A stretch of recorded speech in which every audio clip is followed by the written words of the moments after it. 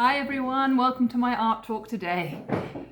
So people I've been noticing, what should I say, I've been noticing people have been coming to me and saying the world's in a difficult place at the moment. It's very hard to feel optimistic. The news are just entirely depressing. I mean, you know, I have real problems at the moment reading the newspaper. I always read the Sunday papers. It's basically it's from one war to the next potential war. So, and I think about how does this relate to art?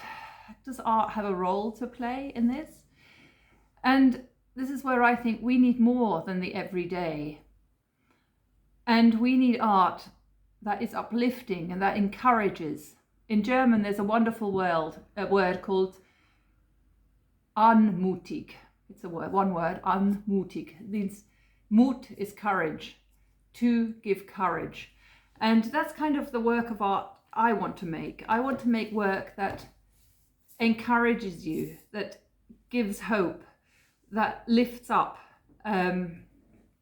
This is very much reminded me of this when my calendar last night. I have the Harrenberg Kunstkalender. It's a German art calendar, and every day there's a little page with a date and a picture of a work of art, and on the back there's an explanation about that work of art. It's great.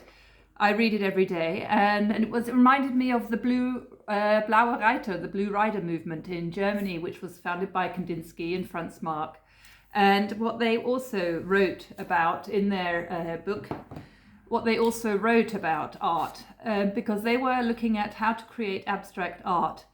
And they were the forerunners of this. They didn't make art first, they wrote about it first, they thought about it. What does this mean if I make art that is no longer inspired by what is around me, but what comes from inside me? And they said, the only real thing, they said, is in your soul. And with your soul, you make everything. And in the calendar last night, it said, they had a spiritual ansatz component, and they used that to create new artistic movements, a new artistic speech, so to speak. They were a very international group of artists that came together, and they wanted to, in a way, they wanted to improve the world, I guess. I'm not quite that ambitious. I just want to create art that, well, brings me joy while I make it, and brings those that look at it a feeling of something positive, because I think we really do need these things today. We need to have hope, but we need to remember there are good things out there. There are, and humans, despite all our failings, we have made the most amazing things.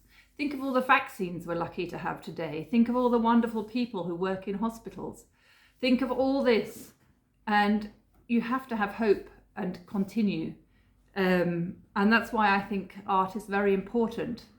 In Canada, for example, apparently doctors are already prescribing visits to art galleries to help people with depression. A lot of research has been done on colour, how colour can improve your well-being.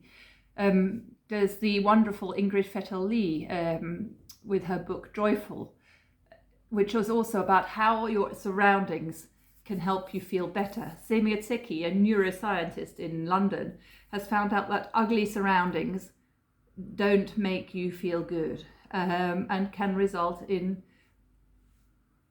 less perfect people, shall we say. We're not perfect by any stretch of the imagination, but you know, it's harder to live in ugly surroundings. So there's all that. That's what I think one of the reasons why we need art today, and why art is so important, to open our eyes and make us see there's more than war, there's more than that, and we can. Humans have always managed to do this.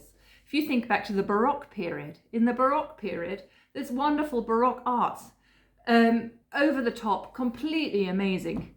The buildings they built. I mean, you go into the museums that are built in this time, it's incredible. And that was the time of the 30 Years' War. It was a time of the plague. people were dying like flies. And yet they made beautiful things. And I think that's our challenge these days, to make things that feed us in a positive manner. Thank you. Bye bye.